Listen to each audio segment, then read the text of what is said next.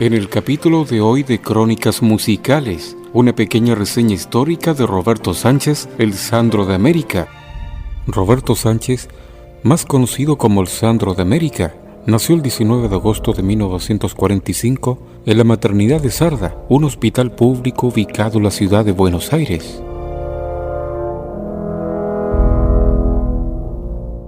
Sin embargo, sus padres vivían en Valentín Alsina, un suburbio obrero en el cordón sur del Gran Buenos Aires, donde vivió su infancia y su adolescencia.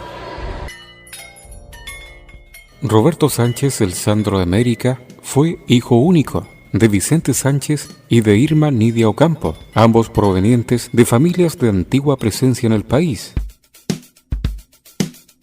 Su abuelo paterno era húngaro, de apellido Papadopoulos, quien al emigrar a España lo cambió al de Rivadullas. A raíz de ello, muchos años después le pondrían el apodo de gitano. Como dato importante, al momento de nacer sus padres quisieron ponerle Sandro, pero no lo permitieron los funcionarios del registro civil donde debían registrarlo.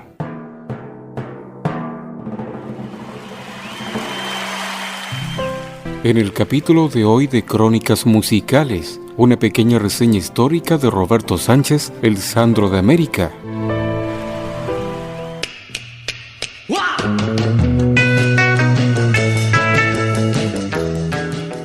Roberto Sánchez, el Sandro de América, realizó sus estudios primarios en la Escuela número 3 República de Brasil, en la calle Valentín Alsina 3018, de Valentín Alsina, Argentina.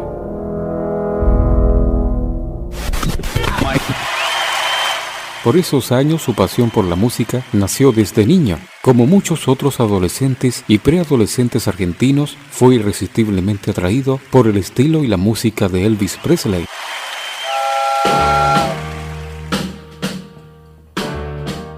Quien comenzó a imitar en el último año de la escuela primaria. Pero muchos años después vería el show de su ídolo desde la primera fila del Boston Garden, un acontecimiento histórico que no olvidaría fácilmente.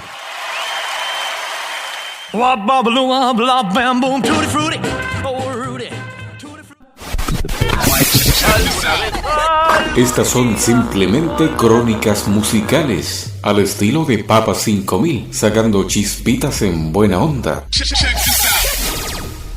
En el capítulo de hoy de Crónicas Musicales, una pequeña reseña histórica de Roberto Sánchez, el Sandro de América.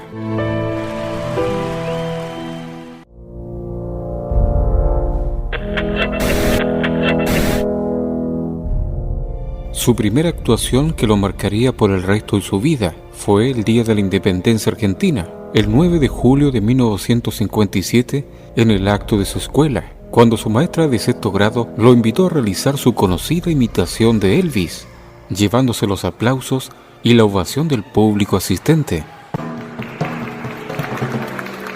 Fue entonces que se despertó su vocación por la actuación y la música. Roberto Sánchez, el Sandro de América, comenzaba a incursionar por primera vez en la música, pero su cariño por su familia también era importante. Es así que a los 13 años abandonó sus recién iniciados estudios secundarios y comenzó a trabajar para ayudar a sus padres. Incursionando como repartidor de una carnicería, también trabajó a destajo en una farmacia. Por entonces, en sus tiempos libres, se dedicó a la música.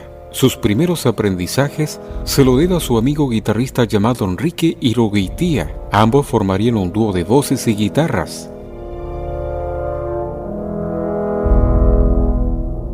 Por aquellos días comenzaron a participar en concursos de canto en los suburbios del sur del Gran Buenos Aires, en los que el joven Roberto Sánchez, el Sandro de América, hacía una versión del bolero ¿Quién será?, del compositor Pablo Beltrán Ruiz. Inmediatamente lograron un gran reconocimiento y comenzaron a formar varios conjuntos. Es así que de los variados repertorios, Roberto Sánchez se encargaba de cantar los boleros, tangos y algo de rock and roll. Por su parte, su colega Igoitia cantaba las canciones litoraleñas y también algo de rock. Algunos de los nombres de esas primeras bandas fueron el Trío Azul, integrado por Roberto Sánchez, Enrique Igoitía, Agustín Mónaco y el dúo Los Caribes. Ya por entonces el propio Sandro reflexionaba años después sobre sus inicios en la música. Yo me nutrí con el rock. Gracias al rock dejé las calles, las navajas, las cadenas y agarré una guitarra. Dejé la campera de cuero y las pandillas. El rock me salvó de que fuera quizás un delincuente. Palabras en vida de Roberto Sánchez. A comienzos de los años 60, Roberto Sánchez adoptó el nombre artístico de Sandro, el nombre que le habían querido poner sus padres y las autoridades no permitieron. Su primera actuación con ese nombre fue en un local llamado Recreo Andrés, con una gran acogida del público presente.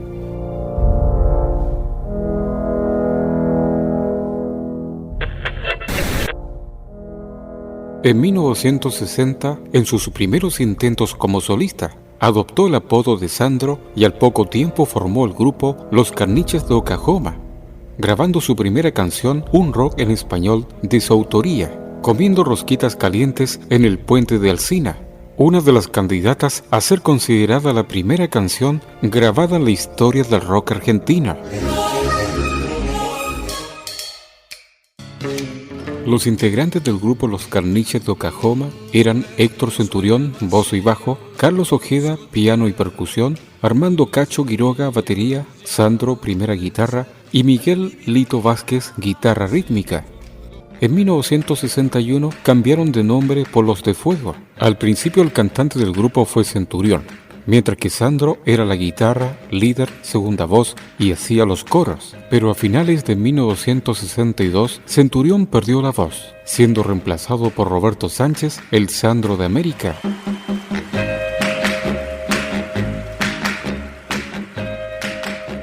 En 1963 comenzaron a llamarse Sandro y Los del Fuego, esta vez con la siguiente formación: Héctor Centurión bajo, Enrique Igoitía guitarra rítmica, Armando Cacho Quiroga batería, Juan José Sandri guitarra y Roberto Sánchez Sandro la voz principal y líder. Por entonces el rock and roll ya estaba instalado en Argentina desde al menos 5 años. Los de Fuego y Sandro comenzaron haciendo versiones de los temas clásicos del rock anglosajón en idioma español de artistas y grupos como The Beatles, Elvis Presley, Polanca, entre algunos. En la segunda mitad de la década, el cantante Sandro cambió la chaqueta de cuero por el smoking y la corbata, los jeans por los pantalones acampanados, pero siempre conservando el pelo largo revuelto y las patillas largas, con sus movimientos convulsivos al estilo Elvis, los cuales provocaban una gran atracción hacia el sexo opuesto. De esta forma, Sandro profundizó y desarrolló su estilo propio, que terminó siendo su marca personal.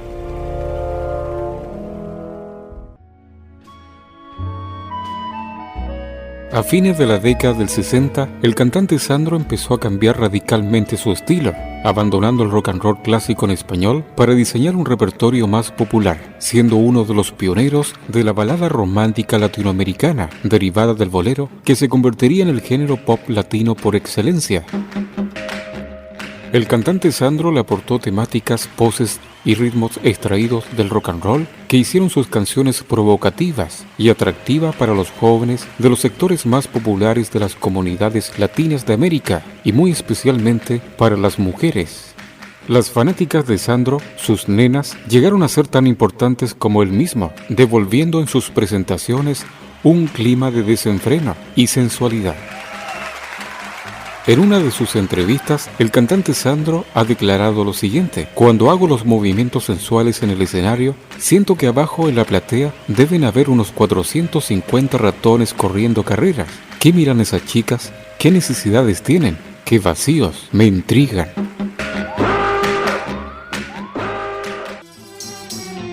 Uno de los fenómenos más notables de la carrera de Sandro fue la permanencia en el tiempo de la fidelidad y la pasión de sus fans. Mayoritariamente se trata de mujeres latinoamericanas en todos los países, que eran adolescentes a comienzos de los años 60 y que nunca dejaron de seguir a Sandro. Y lo que es más notable, nunca dejaron de cumplir con los ritos sensuales que lo hicieron tan famoso, como el frenetismo y sobre todo el ofrecimiento de sus bombachas o panties. En la actualidad, esas fans ya son mujeres mayores, muchas de ellas ancianas, que continuaban asistiendo a sus conciertos con la misma actitud que tenían cuando lo descubrieron de adolescentes. Con una fama que se extendió por todo el mundo, se convirtió en ídolo y representante del continente, comenzando a ser conocido con el nombre de su nuevo álbum, Sandro de América, en tanto que la grabación de CBC lo consideró el número 1 de la región. Por ese entonces, Sandro, junto a otros compatriotas como Leodán, Palito Ortega, Leonardo Fabio y cantantes iberoamericanos como el español Nino Bravo y el puertorriqueño José Feliciano, consagraban la balada romántica como máximo género musical de América Latina. Con más de 60 años y pese a algunos inconvenientes de salud, el ídolo mantenía a sus fieles seguidoras, que no dudaban en montar guardia en su casa en Buenos Aires durante su cumpleaños o cuando anunciaba su regreso con presentaciones en vivo.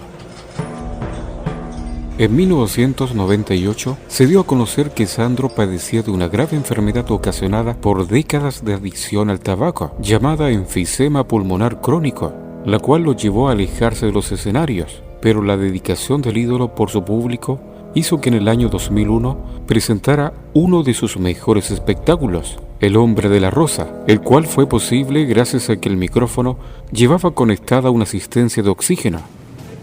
A pesar de todas las rehabilitaciones, el futuro para Sandro en ese momento no se veía muy prometedor. Finalmente, una noticia llenaría de tristeza al mundo de la música y a toda su extensa cantidad de seguidores. Roberto Sánchez, el Sandro de América, dejaba de existir.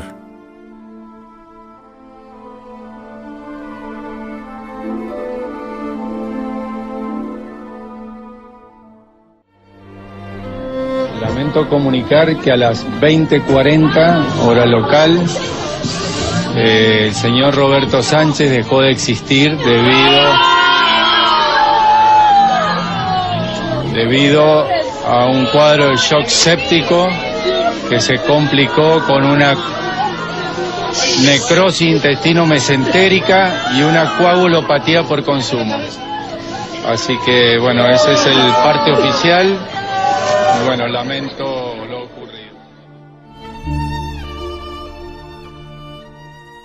El deceso del cantante se produjo en el Hospital Italiano de Mendoza por un shock séptico, según informó Claudio Burgos, jefe del equipo que lo asistió.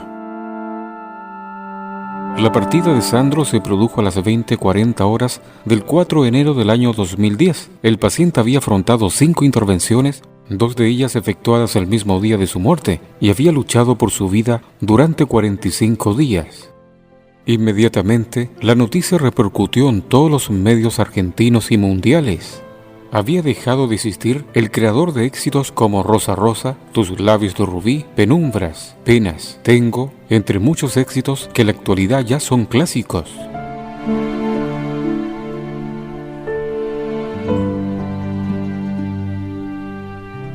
El importante diario estadounidense The New York Times publicó en la tapa de su edición electrónica del 5 de enero del 2010 la noticia de la muerte del cantante, titulando textualmente: muere a los 64 años el cantante Sandro, el Elvis argentino. El mismo día, la notable actriz y conductora televisiva argentina Mirta Legrand declaró ante el periodista Eduardo Feldman en el canal C5N que la muerte de Sandro solo se puede comparar en importancia con la de Carlos Gardel.